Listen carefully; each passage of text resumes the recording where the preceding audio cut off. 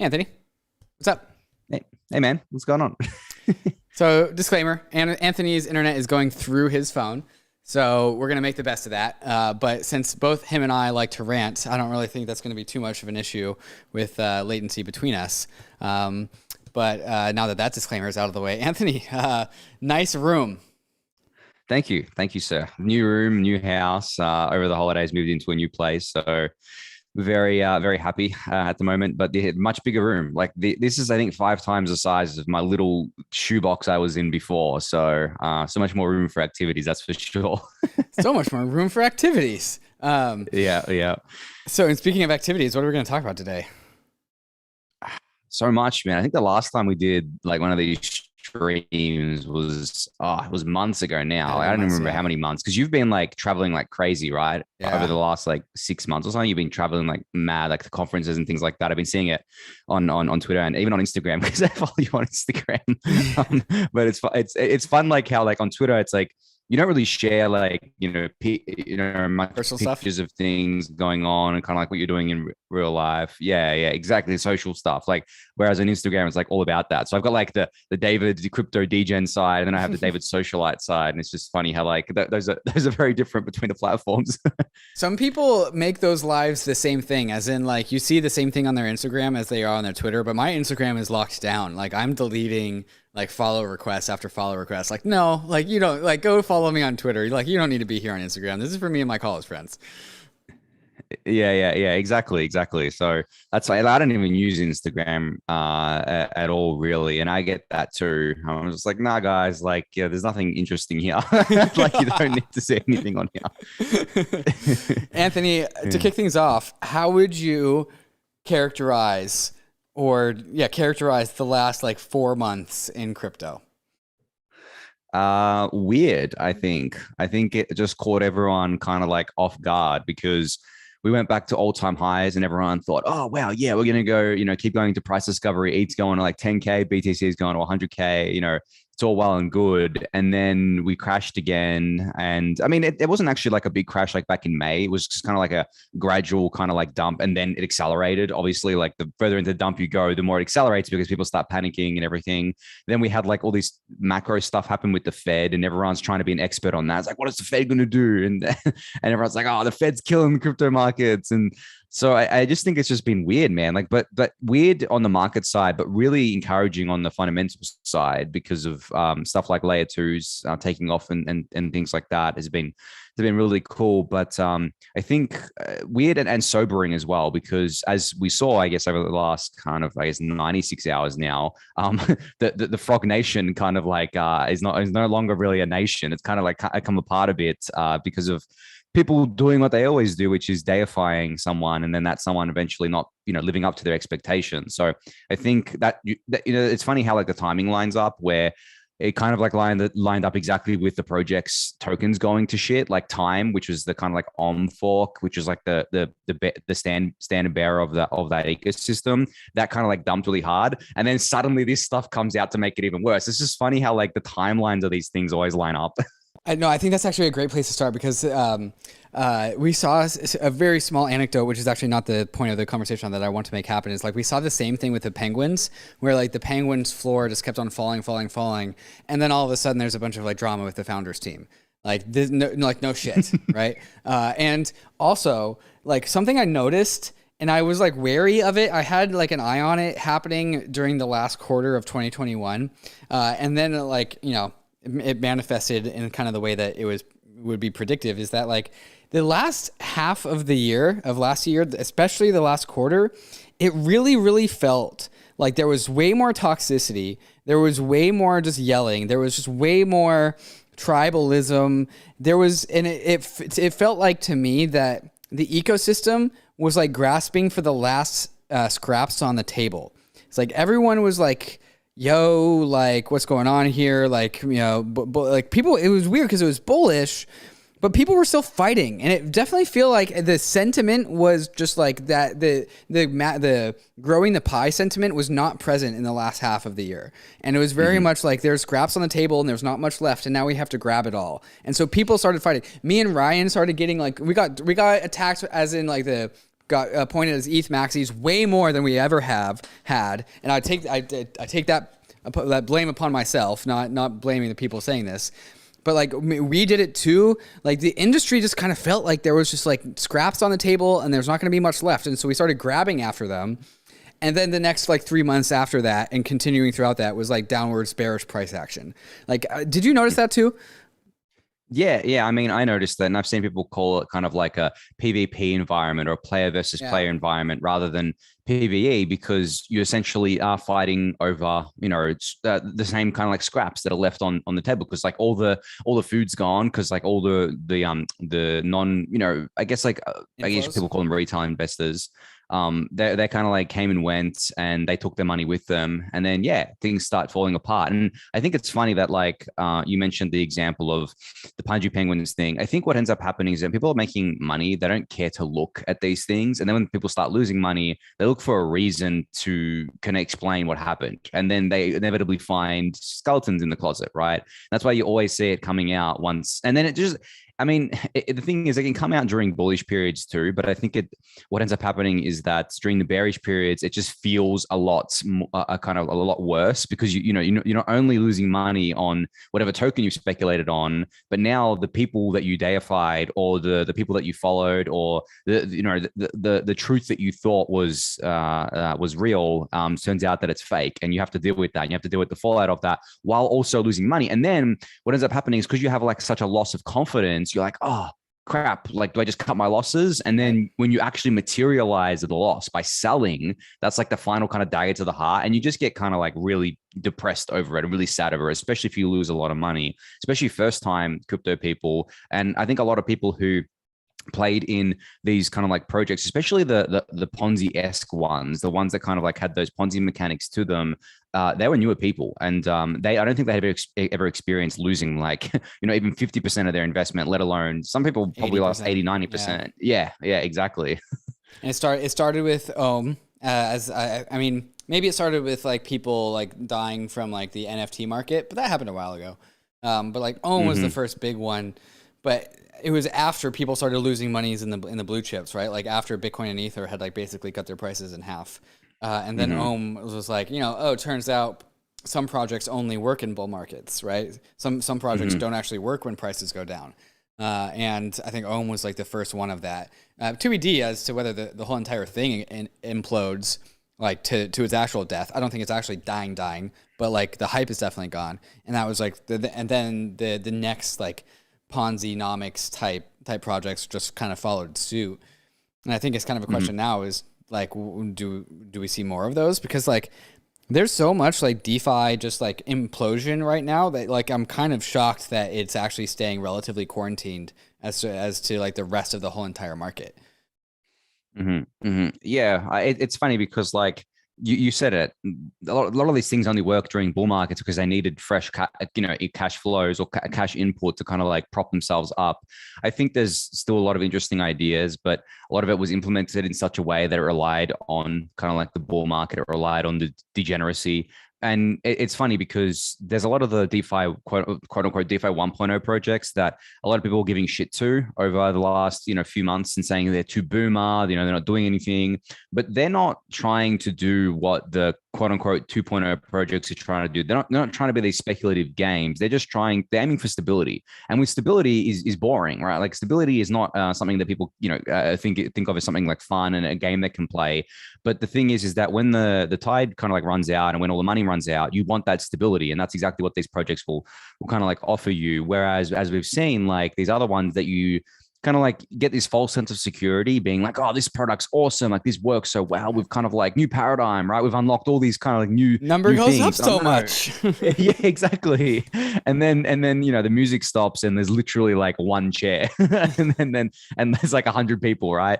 So I think, it's just, that's why I say like weird and sobering the last few months, because I think a lot of people that were calling this stuff out got a lot of shit for it as well.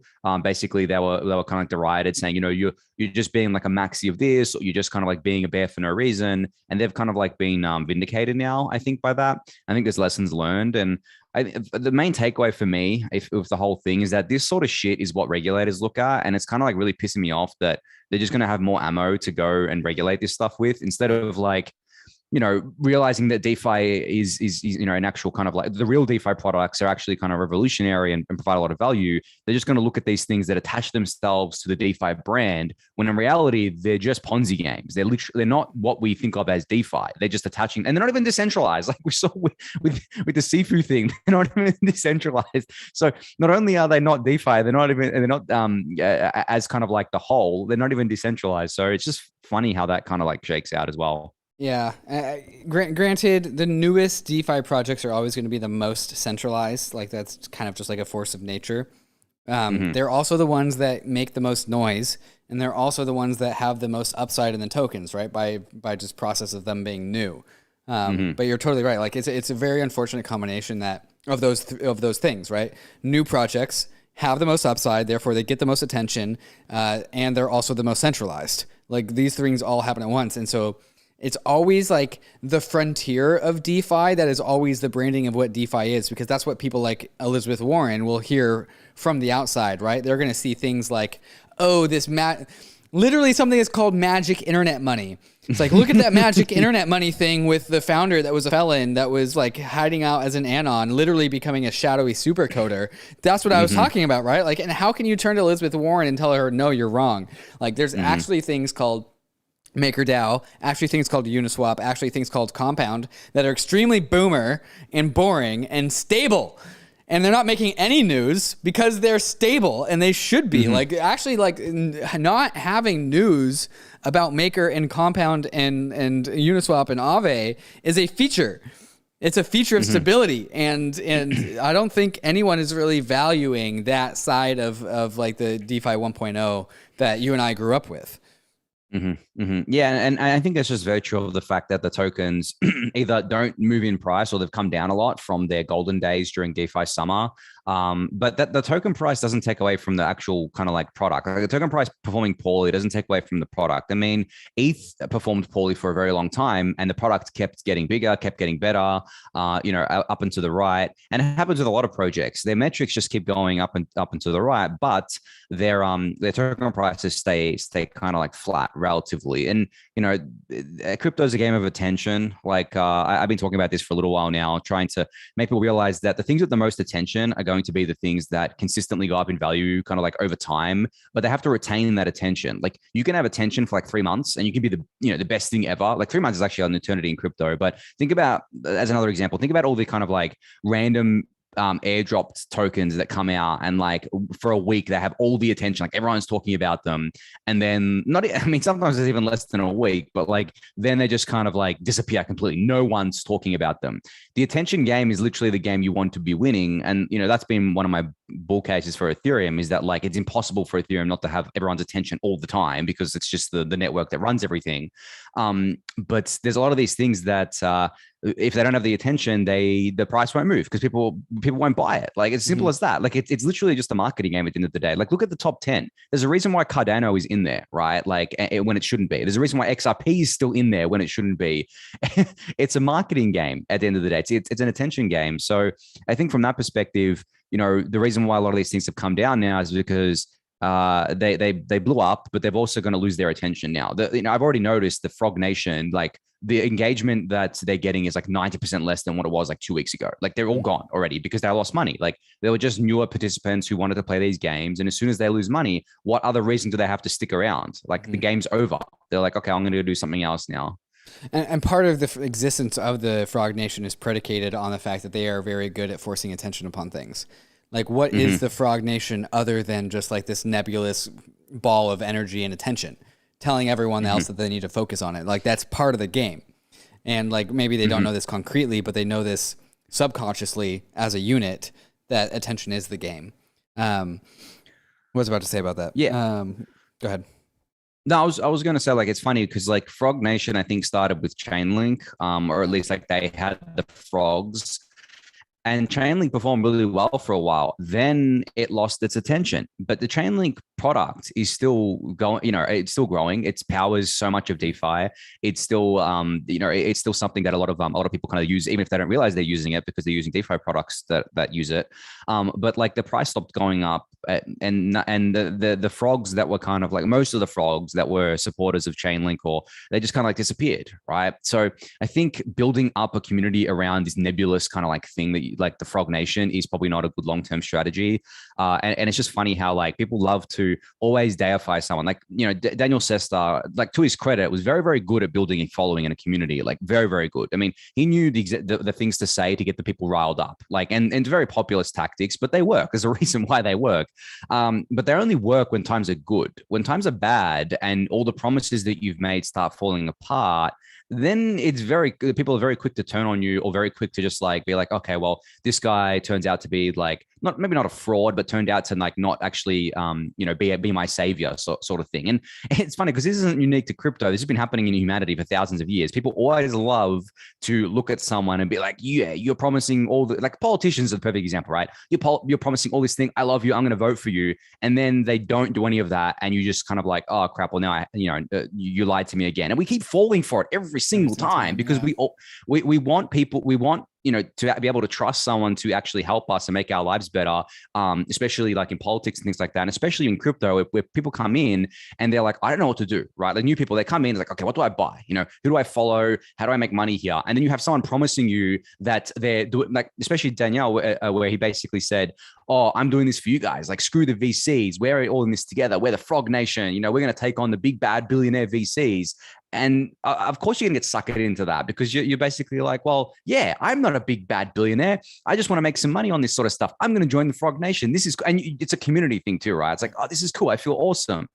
And I don't blame people for doing that, but it always ends the same way. Like, these people, they're not gods. They can't live up to the promises that they kind of like go on about. And even if they're being honest actors, it's still, I think they get sucked into it as well. It's very easy to get sucked into it. If you have like thousands, tens of thousands, millions of people all kind of like loving you, you kind of like get this God complex around you, and you're like, yeah, well, I can do all of this. Like, maybe I am as amazing as everyone thinks I am, and it snowballs from there. Having the frogs on your side is like doing a deal with the devil, right? Like, you get riches, you get success, you get popularity, you get momentum, you get attention. They all align with you. But like, as an individual who joins the frog army, like, the frog army will, if you don't bend the knee to the frog army, then it's like if you're not with us, you're against us, right? And so like there was one of the guys at Bankless when we were going through the drama with the frogs and we were butting heads with them. He was like, "Yo, why don't we just like try and align with the frog army? Like, why don't we like join? Like, why not? Like, they're populist, Bankless is populist. Why can't we be on the same side here?" And the problem with that is that you can't actually be on the same side as the frogs without becoming a frog yourself. Like, it's not like you can brand yourself as a friend of the frogs, because if you start to deviate from what it means to be a frog, they stab you in the back so fast. They will stab you so quickly if you deviate from the script, right? And like, whatever the script is undefined, but all the frogs know what it is, right? So like, there is no such thing as aligning with the frog army without actually turning into a frog yourself. And exactly what you said about like it becoming like infectious for these builders. Like, the frog army puts their will upon these builders too. Like, it's like, you got to make us rich, bro. Like, if you don't make us rich, like, we're going to leave you and we're going to move on to the next person that makes us rich. Like, first it was Chainlink, then it was Avalanche, then it was like the time, like, there were like, a couple things. And then there was like wherever the frogs landed. Like, they're just like locusts of the attention. They're attention locusts that go around, and then they milk dry whatever project that they decide to descend upon, and then they move on to the next one. And so like, it's one of those things where like, you have, as an individual, or as like for somebody like you and me at Bankless and Daily Gwei, is like, you cannot align with the frogs because they will consume you and redefine you and will make you give away all of your values and your morals in order to become a frog. Yeah, I mean, I try to like personally just take a neutral stance to these things where I don't get involved in kind of like in either way, in like a positive or negative way. I observe. I remember the drama with you guys and the Okay, but frogs is about that like you being oppressed by the frogs? Because you are not like saying "fuck you, frogs." You're wrong. You're just letting them do their thing. Is that some sort of frog oppression? Look, it's not just with the frogs, it's with everything like these days. I try not to stir up too much drama, because there's a lot of things that I want to say publicly, but I don't, and then it just ends up that like I should have, because it turns out I was going to be right anyway. Like I wanted to say plenty of times that I thought that and its forks were all going to kind of collapse during the bearish period, because it was very obvious that was going to happen. But I don't want to be taken the wrong way by the genuine builders as well, who are genuinely trying to build something cool. They may not, they may not actually be kind of like nefarious with it, but they may take my opinions as being kind of like bearish on their project, when in reality it's just kind of like the truth, right? Like it's kind of like very obvious to me that these things can only work when markets are hot. But that's why I take the neutral stance, and I just can't be bothered with the drama these days. I used to be much more aggressive. There are some things I'm aggressive about, like Cardano. I just, God, I talk about it too much, but like it just annoys me. It's so much like how much they can get away with in terms of like misleading people, and how many chances people will give them, right? After everything we've seen, not just from them, but like from so many projects that they promise the world and they don't deliver it. And then the people just keep giving them chances. I don't know. And I, obviously Ethereum as a protocol is guilty of over-promising too, but like at least Ethereum kind of like has a bustling ecosystem and a lot of things work, right? The double standards of this whole thing is absolutely ridiculous, because like Ethereum and Cardano feel like they get the same level of scrutiny, which is absolutely ridiculous, because Ethereum and Cardano should be receiving a lot more scrutiny than Ethereum, because Ethereum is actually provably following through with what it's claiming to do, albeit slowly. And then Cardano is just whatever the fuck it is. Like it's just some sort of mess UTXO ecosystem. Yeah, what I find funny is that whenever I bring up, dude, we are not getting Charles Hawkinson on the podcast. It's not happening. Sorry, that was a YouTube comment. Yeah, it's all right. Well, you got his son on the podcast, so it's all right now. So it's all right. I don't know if people know that meme. People think that I'm Charles' son, but I think like what I found Daniel funny Reese on the YouTube comments just says, "Don't talk bad about your dad, Anthony." Yeah, there you go. There you go. What before Cardano had smart contracts, right? I used to kind of give him shit for it, and then people would bring up, "Oh, but there's no ETH2 yet, and ETH2 has been promised for like years," and it's like, well, I mean, yeah, okay, but like if Ethereum didn't have smart contracts, or if Ethereum didn't have any functionality before ETH2 was going to go live, or this mythical ETH2 thing, we don't call it ETH2 anymore, but you know what I mean? Like I would have the same opinion then, but like it's just different. Like people like to do these false equivalences and these whataboutism whenever you kind of bring something up. But I think that for me, it's always the false promises of these other ecosystems where they basically promise the world and they deliver hardly anything. And, this funny thing is that this doesn't just happen in crypto. It happens a lot in video games as well, where you'll see like a brand new IP from like a major studio. They'll show off the game at some kind of like gaming conference, and it'll be an awesome tech demo. They'll promise like all these features. And then by the time the final product comes out, it's like, 10% of what they promised, essentially. And that's because, as I said before, it's all a marketing and attention game. You need to drum up the attention for your game. And there's no consequences for them not delivering. They can just say, oh, well, we ran out of time. We can't deliver, blah, blah, blah. People still buy the bloody game. I mean, look at Pokemon. It's the same bloody game for the last 20 years, and it's record sales still. So I think it's funny, like how all these, these all the industries do it, right? They overpromise, but I think within crypto, it's especially nefarious because you can get away with so much because so many people don't understand the kind of like nuances between things. Like the amount of people who think that comparing the amount of transactions a chain does within a day is an actual kind of like equivalence is mind-boggling, right? Like I actually expect Ethereum L1 transaction count to go down over time as heavier transactions fill up the block space, right? Like down in quantity, up in magnitude, up in value. Exactly. So, but the thing is, this is very kind of in the weeds stuff, and I don't blame people for not realizing it. It's not that in the weeds. But look, it's in the weeds in terms of like, I mean, it is like, okay. Yeah. The way I always think about this is like, if I said what I just said to you to my mum, would she have absolutely any idea what I'm talking about? No. Okay. If I explained it to her, would she have any idea what I'm talking about? No. Right. I have to explain it, and I'd have to start from like zero. I'd have to start explaining, what a blockchain is, what a block is, what transaction is. You got to get the building block. That's how we're taught in school, right? In primary school, especially, where they give us the building blocks over time. They don't just go straight into it and be like, okay, here's how you do multiplication and division, right? They teach us about numbers first. They have to start from like the very beginning. And this is what Emin has been doing from Avalanche. He's like, oh yeah, like Avalanche is like 93% of the way of caught up to Ethereum. That's a nonsensical sentence. You're not catching up to Ethereum after you go off into a different direction.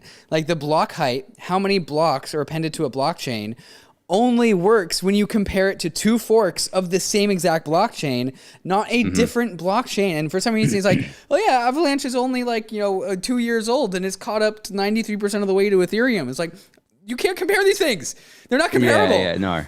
They're not comparable at all, because the block times are different, right? Yeah, the block times are different. Block size is different. Like it's just, yeah, it's so like, it's funny because like this is what EOS used to do. Remember, it's all the same tactics. EOS used to do the transaction count tactic. They used to do the block height tactic as well. They used to do all the misleading marketing. But in reality, it was just their transaction count was all bots, because it was like basically free to use the network. It was all bots, and that's what we saw actually happen with Solana. But maybe we should like move on from bashing the other L1s. Yeah, I think you and I tend to do this. We do it a lot. I think it's just because it upsets us. But let's move on to some more positive things. I actually want to talk about the layer 2 stuff a bit, because that has been amazing. That has been like one of the most positive things over the last 6 months. I think it's finally coming into its own, and I'm actually noticing the narrative shift pretty heavily now from Ethereum can't scale at all to, okay, Ethereum is scaling via layer 2s, and people can actually use it, right? There's a difference between us talking about it for years and saying we're going to scale via layer 2, knowing that it's coming, but no one could use it. Now that people can use it, they're like, oh, okay, it's real. Oh, wow. Okay. It's only like, obviously it's still more expensive than some of these cheaper alt L1s, but it's only like a couple of dollars for a swap compared to like $50 on mainnet or something like that. That's a massive improvement. So the fact that people can use it, I think, is what's changing the narrative. And as I've said like plenty of times before, I think once they have native tokens as well, that's going to change the narrative completely. We're going to see people be like, why do I need the L1s when I can just buy L2s and I can buy ETH and stuff? And it's just going to be like one of those rotation trades, I think, for a bit. But I think on the tech side as well, like Arbitrum and Optimism are like in a battle right now to lower gas fees, right? They're like pitted against each other. Leapfrog, right? Yeah. For the last like 3 roll-ups that we've done on Bankless, I was like, okay, Optimism just announced a 30% reduction in gas fees. That's different from last week's 30% reduction in gas fees. This is another one. And also now they're ahead of Arbitrum. And then the next week is like, oh, Arbitrum just reduced gas fees by like another 30%. This is not the Nitro upgrade that Arbitrum's talking about. That's coming next. This is very, very satisfying to be able to just like iterate week after week. It's like, oh yeah, the fees are going down. There's more total fees. And there was that one chart that Optimism put out where they had 2 lines on it. One was quantity of fees on Arbitrum, and in the last like week it's just hockey sticked. And then they also had the multiplier of how many times cheaper it is versus the L1, and also hockey sticked. And like, oh, weird. Like when you or reduce the fees by orders of magnitude, you induce the transaction count by orders of magnitude. Like weird how that works. And like we are just at the beginning cusp of this. Like this is about to be 30% after 30% after 30% reductions for like the next half a year at the very least before it gets down to just like straight up pennies, and finally can be like the 5 cent for a transaction internet of money meme that Vitalik has been getting like yelled at for the past like 2 years. Yeah. And that's the thing. Like, I think there's just such a stark difference between promises and the real tech people can use at the end of the day, right? And that's why for the longest time, people were like, oh, we've heard about these L2s for ages. And there were some really bad takes where people said, oh, the Ethereum L2 ecosystem is going to be like the Bitcoin Lightning Network, where it's not going to get any adoption and it's just going to fall flat on its face. I actually hated those takes because I knew for a fact, like I was so confident that that was not going to be the case. Like comparing the Lightning Network to a rollup is a nonsensical comparison. They are literally completely different things. Just because they're both called layer 2 doesn't mean they're even the same thing. Just like a lot of layer 1 blockchains are very, very different. So and for me, it's just been like super positive to see people actually using it, even though they're not, they can still afford the L1 fees. Like there's a lot of people that I know who, are whales, right? Like I have a lot of money, but they're using L2 because for them, it's kind of like, well, the L2 experience is just better. It's faster transactions. Yes, they're not finalized until they're posted to the chain, but they're confirmed pretty much instantly. There's blossoming ecosystems on there that aren't going to be on L1 because there's no point deploying to L1. You just deploy to L2. Like there's plenty of apps now that are L2 native and much more coming. And the thing is about the fees is that yes, you can afford the fees, but do you really want to be giving up $50 or $100 worth of ETH or a week or something to fees when you're really bullish on ETH? I don't want to give up my precious ETH if I don't need to. Like if I can do these things for like a fraction of the cost, even though I can afford the L1 fees, I would do that. And I think that was very promising for me because I actually wondered, I'm like, okay, are these whales going to move to L2 quickly? And I think they will, especially if there's kind of like opportunities for them. But I think the fate of L1 is just to be kind of like MEV stuff and L2 proofs. But the funny thing is that the MEV stuff will actually get priced out by L2s because they won't be able to compete. L2s will be like, well, I'm going to pay like the biggest fee and you guys don't even stand a chance because I have much more money than you. Because you can think of L2 as just like this kind of like monolithic user who basically collects all these fees from everyone using it and then posts it to L1, and they're like the bidder of that block space. They're like me or you bidding on the block space, and but they've got a lot more money than we do. So I think that's going to kind of like take over as well. And I'm actually looking forward to seeing block space be used for more L2 stuff because that is the future we're working towards. And once it does that, it's kind of like a validation of the thesis of L1 being the settlement layer. Do you think that the whole well, I guess we can't really call it a rotation trade until like the tokens come. So like I feel like people are like they're warming up to it. It's like, oh yeah, maybe L2s are the thing, but they actually aren't can't actually do anything about that. Like you can go and just retroactively farm all of these L2s just by going and putting your money on there and pressing buttons on your ledger, but no one really knows how to actually try and farm the airdrop on these things. Mm-hmm. Yeah. I mean, I think obviously a lot of people are trying to farm the airdrop right now and just by using the networks. But the funny thing is that there's so much to do on these networks now that even if you're only farming the airdrop, you just get stuck there anyway because you're like, well, why would I go back to L1? Like L2 is awesome. But I think that there will be a pretty major rotation trade. I'm not sure, I don't think all the L2 tokens will come out at once. They'll probably come out relatively close to each other, but I think that there will be rotation trades that happen. And I think the money will come from the other L1s. I don't think it's going to come from anything else because that's the most sensible thing. I'll be curious to see if the L2 tokens go up in value with ETH. Is that kind of like a correlation trade there? Because in my mind, if you're speculating on the L2 stuff, you should be speculating on ETH as well because it's all additive to ETH at the end of the day. So you should have both. It shouldn't be okay, I'm going to go 100% into the optimism token. I'm not going to hold any ETH. I mean, as a long-term investor, I don't think that would be the best path forward. But that's how I would play it too. I'd just be like, well, I have my ETH stack. I'll buy some L2 tokens, right? And we'll see how that goes. And, they're probably going to have staking and things like that too. So I'll just stake them and kind of maybe earn some yield there. But it's going to be interesting to see how quickly the narrative shifts because I'm not a big fan of these rotation trades because it's so obvious what people are trying to do. There's a few big accounts on crypto Twitter that are always doing the rotation trade. They're like, oh, Sol Luna AVAX. And they tried to meme FOAN, which was Phantom. I can't remember what the O was. And there's A and N. I think there's Nia in there. And there was some other ones in there. But they were trying to meme that. I think Harmony was the O. And then the fact that it's not any one name and it has to be an amalgamation of many, many names speaks volumes. Yeah. Exactly. It's just people just, oh, well, these things haven't pumped yet. We're going to go rotate into them. And it's just trader games. This is why whenever that happens, I'm like, well, there's no way I'm touching this because these aren't investors, these are traders. And traders do not stay in a position for very long, right? Especially if it's a week or month long trade for them. So I think the rotation stuff can be dangerous too because it can burn people, but that's just the markets. That's just what they're going to do. But I do think the narrative will very quickly change because you're going to have a community that is now bought into these ecosystems, now has exposure to it, sort of like what happened with Polygon. I mean, Polygon is technically the first kind of one of the first kind of Matic, I should say, one of the first L2 tokens because they do have L2s now. Obviously, much of the value came from the POS chain, but they do have L2s now. And I think just looking at what happened there with their community and how well it did is kind of a sign for what's to come with the L2s, I think.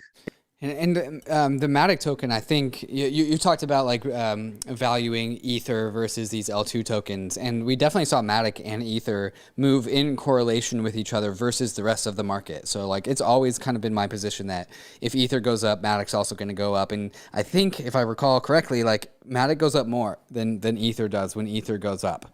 And so I'm kind of in the camp that L2 tokens are kind of going to be a marginally leveraged Ether position, just because if when Ether price goes up, then Ether fees go up. There's debate about whether this is true on the L1 or not, and like I definitely kind of think that like when the value of Ether goes up, you're paying higher gas fees. And so if that's true, if the value of Ether doubles, the incentive to move to an L2 also doubles. And so like you're just going to get more and more activity on a layer 2. Before you respond to that, guys, Anthony and I do these live streams every now and then. It's been a while, but I would expect them to continue in the future. Anthony, if you guys don't know, if you guys live under a rock and you haven't been paying attention to Ethereum as granularly as he has, you can go and click that link in the comments. It takes you to the Daily Gwei YouTube channel, where Anthony puts on daily videos every single day, talks about Ethereum, talks about data, because he just absolutely loves Ethereum. He also has a newsletter, the Daily Gwei, that also goes out every single day. Anthony, what's up with that? Leverage ETH2 token, or layer 2 tokens. Leveraged ETH? Leveraged ETH? Yeah, I mean, if the narrative is there, I think it can be, and especially because they have much lower market caps than Ethereum. I think people forget like how much of a difference in market cap there is between Ethereum and like most other things. Like Ethereum's market cap even today is still 300 billion. If I go to Polygon and check what their fully diluted, no, 300. I mean, we dumped, man. Like, I'm sorry to say. What? It's in the 2000s, man. Oh wow, yeah, 304. Wow. Oops. Yeah, but comparing it to Polygon's fully diluted value is 17 billion, right? So you compare those things, like very, very different market caps. So yes, they're going to move, faster than ETH's going to move just by virtue of that. And my hunch has been that a lot of these L2 tokens are going to be worth similar valuations, especially the popular ones like Optimism and Arbitrum. Starkware, ZK Sync, I think that they could be worth around the same. Like they're going to be memed as a relative trade as well. So I expect them all to be worth multiple billions, probably 10 plus billion as a fully diluted market cap. So we'll have to see how those move as well. But it also depends on like what the tokenomics look like, what the emission rate is, if they do massive liquidity mining programs, and they're going to be do relative trade to the L1s as well. I think they're going to be rated against the L1s. So it's going to be interesting to see how that kind of like shakes out. But I mean, I don't see them not being worth a lot because, like, I mean, the potential for growth is massive, right? Just as big as any of like, you value an L2 the same way you would value kind of like an L1 in terms of like, okay, well, people are going to build on this, everyone's going to be using it, like it's going to generate like a lot of kind of like revenue, blah, blah, blah. It's like the future of scaling. So, but yeah, it depends on the tokenomics too. It depends on like the airdrop. Like they have to get their airdrops right. If they don't, man, we've seen the projects that don't get their airdrops right. Paraswap is the perfect example here. They completely messed up their airdrop and their token is down like what, 90% or something. And like, I think their product actually, people boycotted their product over it. The token's down 92% from. I thought yeah, the product's fine, but the thing is that they did such a poor airdrop that it actually affected their core product. So their token actually worked against them. So I'm actually very conscious of that these days, especially for the L2s. I really hope they don't screw up those sorts of things because you don't want to piss off your early community. That's for sure. You want to reward them or at least kind of like have them bought in. Because if you don't, then yeah, the bad stuff happens. You're going to get a kick out of this. Somebody in the YouTube comments just asked, what other L1 tokens do you hold, David, except for ETH and BTC? And I'm like, bro, I don't even hold BTC, man. Yeah. I mean, I'm the same, man. Like I only hold ETH. Like I've never actually bought, I should say 2017 I did, but like since then, I don't think I've bought any other L1. The one that I held until relatively recently was DOT because I bought that at the 2017 ICO, sure. But I traded that like pretty much immediately for ETH when it unlocked. How can you not? Yeah. And then the funny thing is that like, if we both had bought like the L1s kind of like a year ago, it would have been a really, really good trade, but I can't bring myself to buy things that I don't actually believe in. No. It doesn't matter if I'm wrong or right. Like I just can't do it. Even if I had the thought, and I probably at some point did, it was like, well, all L1s, Ether just went from like $600 up to like, $2,400 in the first half of 2021. Like, there's probably, I think I remember having the idea. I was like, well, there's probably going to be an all L1 like movement. And then I didn't care about it. And I was like, well, like, whatever. Like, do I really care? And maybe that's just like, oh, I watched my tokens go up like 4x in price really fast. Like, do I really need to press buttons on my ledger at this point? But also, it's one of the things where like none of them have Ethereum's roadmap, and it's Ethereum's roadmap that I've fallen in love with, not Ethereum itself. It's the roadmap. The roadmap is the specific design architecture. I also kind of, unless you want to respond to that point specifically, kind of want to go back to the L2 conversation, because I think we have left some conversation on the table with regards to the bridges. Let's talk about the bridges. Okay, so like many L2s, they all need tokens. L2s have to have tokens. Like, just almost everything needs to have tokens, especially L2s. Bridges also need to have tokens. And so what I've been doing, as one would expect, is going on to L2s via bridges, via Hop Protocol. I think Hop Protocol is a hop one to Retro Farm. Connects also. Basically all the bridges. And then at least because you hit two birds with one stone. Like you use the bridge to farm that retro airdrop, and you're going from one L2 to another L2, which means you've already touched both L2s. And so like you can, and then hopefully you also start doing other contract-based things on these layer 2s. Like the amount of surface area that is potentially available for just this mass airdropping is so high. And maybe I'll just leave it there. I just think there is like a potential of like, there's a fucking meme about it, L222, that the amount of just airdrop marketing surface area to happen on layer 2s and the bridges and the infrastructure and the native apps is like insanely high. Mm-hmm. 100%. I think all the bridges will definitely have tokens. I think farming them is the right play, especially if you're on L2s. Like, you can kill two birds with one stone by bridging between the L2s to farm the L2 airdrop and farm the bridge protocol airdrop. But it's funny because like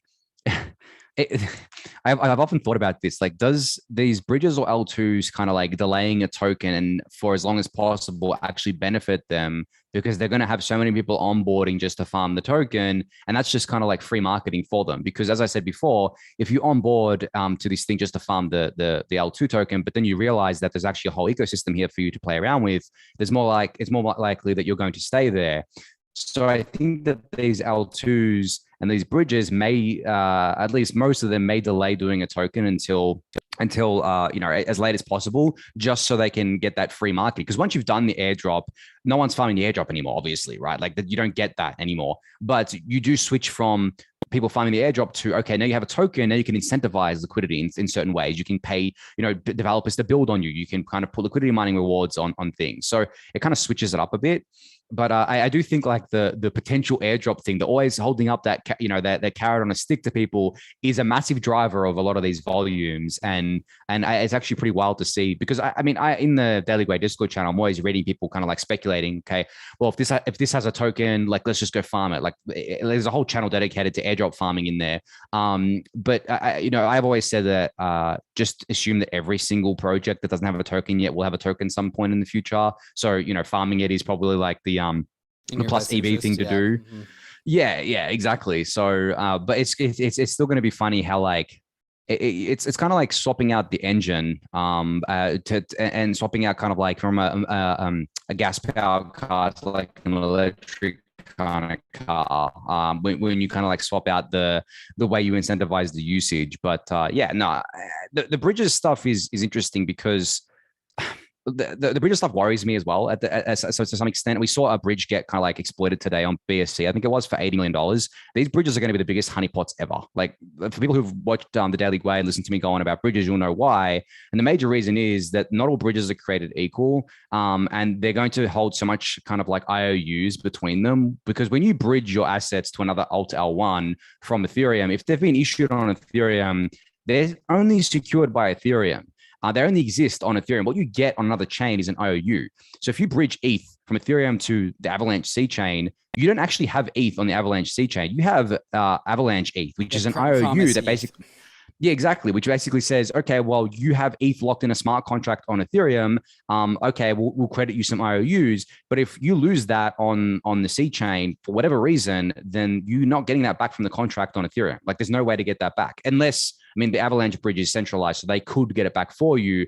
But I'm talking like if they didn't do that, there's no way for you to recover it yourself. And we really need to come up with a different name for these things, because there's roll-up bridges, which are the canonical bridges built by the rollups. Then there's also trustless bridges coming out of Connext, and I think all the other ones too. I think Hop is I don't know the inner details of this, but I think equally like as trustless. Well, the funny thing is that they're not even bridges, because Hop is like a cross-chain decentralized exchange, technically, right? Right. Yeah. So like it's bare asset. You know what I'm saying? Asset, And a bridge implies that you go from one point of the bridge to the end point, right? You start at one side, you go to the end, but you don't. You're basically cloning your asset essentially, right? And locking at some point. So an actual bridge would be burning the asset on the chain on Ethereum, and then that asset only existing on the bridge side. Right. So in that sense, it's like native to every chain that you bridge to, but you can only do that with certain things. Like you can't actually do that with ETH, because Ethereum is the only network that issues ETH and has the ability to issue ETH. Like Ethereum, ETH can't be issued on another L1 or even on a kind of like L2. So that's what I'm saying. Like these bridges get very complex and very messy very quickly. And that's also why they're big honeypots, because you can take advantage of this. Right. So it's the cryptographic bridges that are the L2 bridges that we feel very, very strongly about. And then there are the Indiana Jones swappers that are like the Hop protocols and the Connext protocols that allow you to trade assets, like for like assets, across the bridges, and they use the bridges in order to operate that. And so those are both trustless. But then you have like the multi-sig bridges, which are the insecure ones, which we need a different word other than bridge to use so we can differentiate these things. And that's the thing where it's like a bank IOU, where you put your money in and then there's a number that comes out on the other side of which that bridge owes you on the other side of the bridge once you cross back over. And like it's the bridge, like the bridge does a disservice.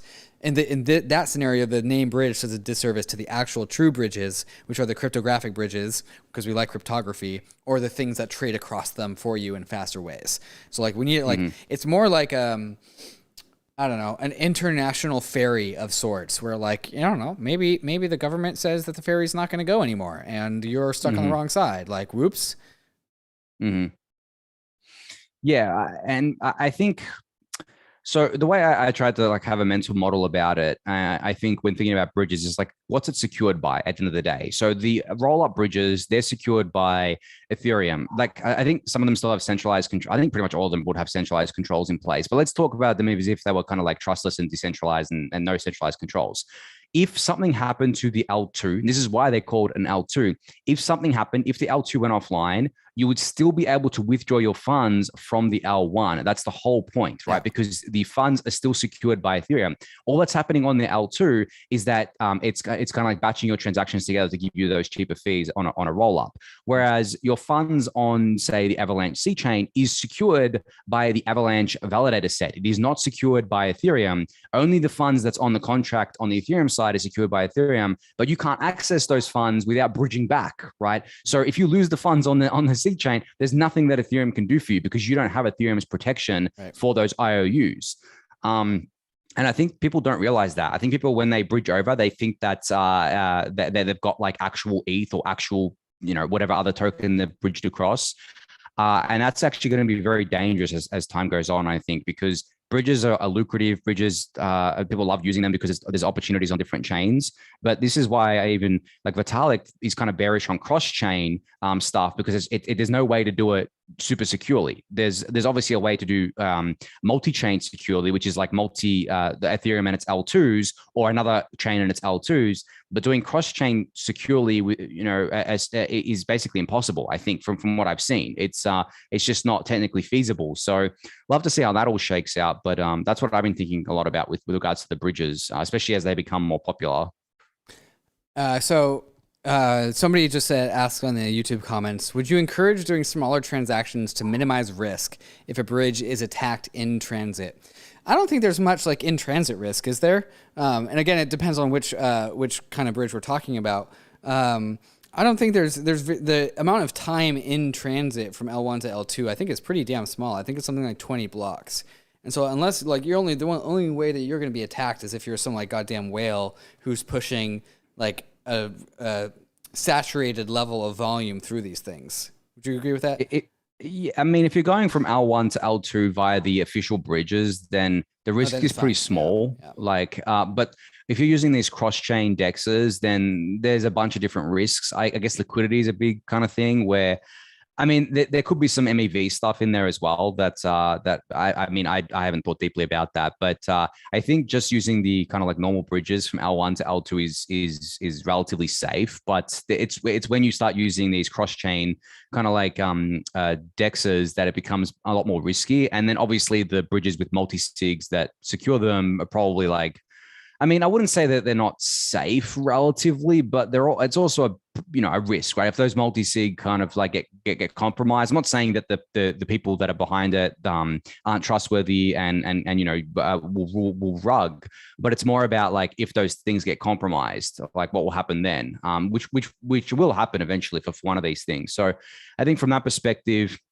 it definitely varies greatly, but just going from L1 to L2 via the official bridge, via the official kind of bridge contract, should be relatively safe for no matter the size. I don't think it matters if you do a smaller or a large size, because you're not using any liquidity pools. You're just literally bridging across your asset to the L2. Anthony, when merge? Look, the latest implementers call, proof of stake implementers call, mentioned that we have to do it in June if we don't want to push back the difficulty bomb, because the difficulty bomb starts going off in June. By mid-July, it'll make the chain basically unusable. So if we don't do it by June, we have to do another hard fork to delay the difficulty bomb again and then do the merge. I think they're pushing for June. They're trying really hard to get it done in June, like mid-June, I think. But anything can happen between now and then. They could find some kind of like big bug that needs like a month to fix that would push back that date, definitely. So I would say that, there's no quote unquote official date given. This is just kind of like targets. But from my experience with Ethereum core development, I'm on the fence about them actually hitting the June target, because there's always things that prop up. Not to say that they aren't going to work hard to get there, but there are lots of unexpected things that can pop up. And this is the biggest upgrade in Ethereum's history. Everyone wants to get it done ASAP, but you can't rush these things. Like, we can't get the merge wrong. Like, that would be very disastrous. But when June is like the target, it could happen in June. It could happen in like July, August. I think that it's still happening this year, 100%. But we'll have to see if it happens, mid-year or close to the end of the year. Yeah, I forgot about the timing of the what is it called? The difficulty bomb. Yeah. Ice stage. Barring any significant, like, I'm caught in the middle of the merge is a really big effing deal and we cannot mess that up. And the devs are feeling more pressure to ship the merge than and more confidence, I would also say, with previous successful shipping. And so like there's on one side, there's like, can't mess up the merge, it's a really big deal. And also like there's a lot of pressure to ship the merge. And like even Vitalik, I saw Vitalik's comment somewhere where he was saying like, yeah, like external when merge questions are just becoming more and more like legitimate. And so I'm kind of in the camp of, barring any significant bug that makes the developers feel like they lost in that test net and they need to start a new test net in order to start over again. If that doesn't, like, minor bugs, I would say that are still on this side of the Ice Age equation. I feel like that's a very balanced take. Yeah, no, I think so. And I think that like having an aggressive target date like that is actually pretty beneficial, as long as it doesn't lead to kind of like burnout or anything. But it's pretty beneficial because it gives people something to just really like steadfastly work towards.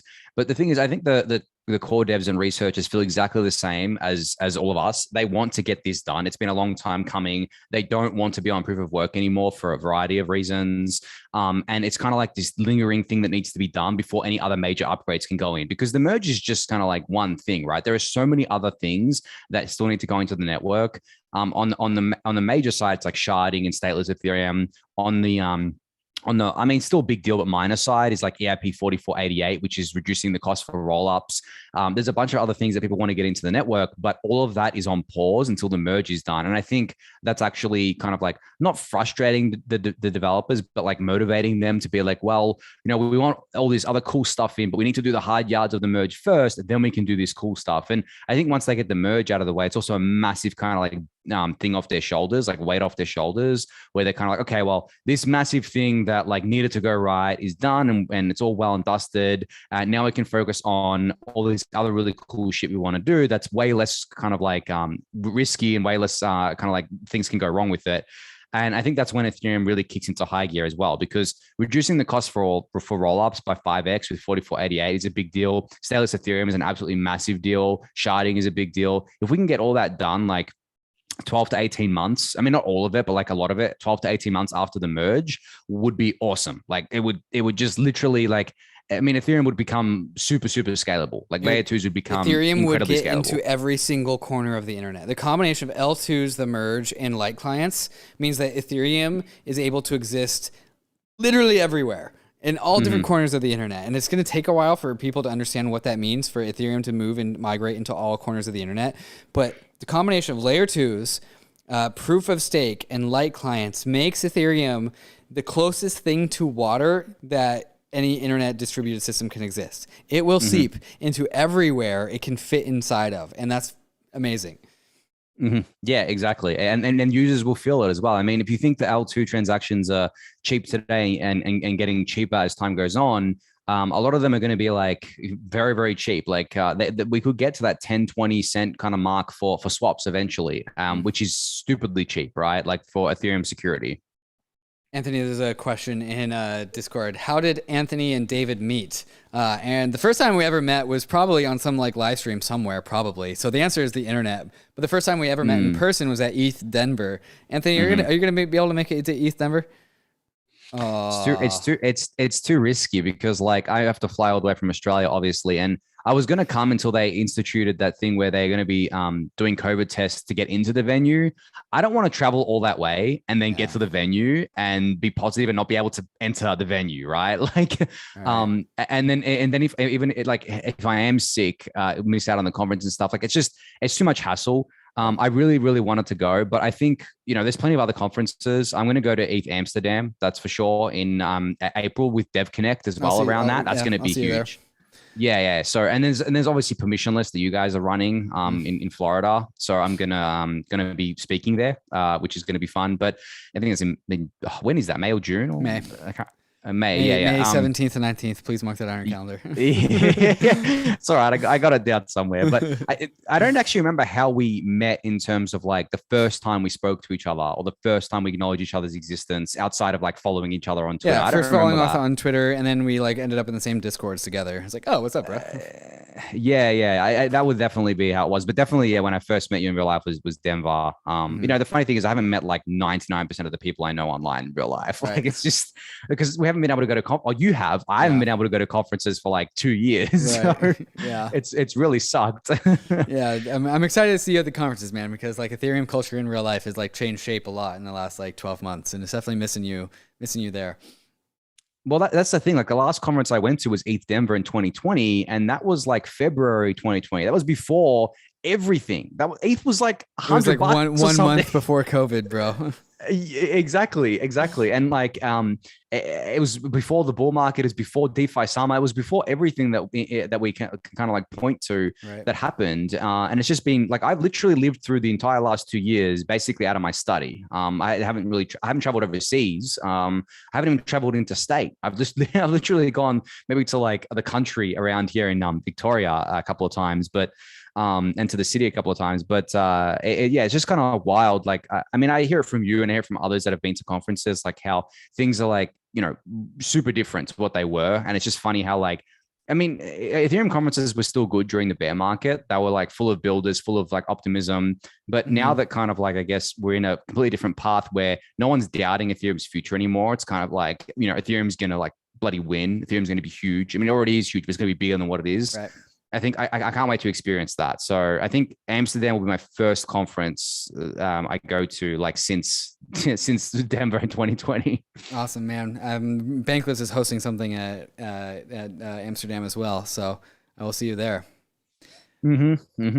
All right, guys, we're up on the hour, so I'm going to plug Anthony's show one more time. So click the link in the chat box. That's the Daily Gwei, where Anthony talks stuff like this every single day on his YouTube channel and also writes stuff as well. So thanks, everyone, for tuning into this randomly scheduled Bankless Daily Gwei Friday live stream. As soon as Anthony's internet was pretty good, actually. But if he gets his internet for real this time, not just through his phone, we could definitely be doing some more of these. Anthony, any last thoughts? No. I think it was good. I like doing these. I know we hadn't done one in a little while because you were like traveling and stuff. But yeah, this is actually the first weekend that I've spent in my apartment in the last like 8 weeks. Oh, okay. It's like the complete opposite of me, man. I never go out anywhere. Like I don't have a car, so I don't go anywhere. Yeah, no, let's try to do these more often. And I guess, yeah, thanks everyone for joining today. Awesome. And to sign off, I'll read our last YouTube comment. Saltspoon says, "Anthony, please don't wake up bullish." Can't help it, mate. I'll wake up bullish every day. I probably won't tweet about it most days though, because it tends to crash the market. Awesome. Goodbye, everyone. Thanks for tuning in. Cheers. Bye, everyone. Hey, we hope you enjoyed the video. If you did, head over to Bankless HQ right now to develop your crypto investing skills and learn how to free yourself from banks and gain your financial independence. We recommend joining our daily newsletter, podcast, and community as a Bankless Premium subscriber to get the most out of your Bankless experience. You'll get access to our market analysis, our alpha leaks, and exclusive content, and even the Bankless token for airdrops, raffles, and unlocks. If you're interested in crypto, the Bankless community is where you want to be. Click the link in the description to become a Bankless Premium subscriber today.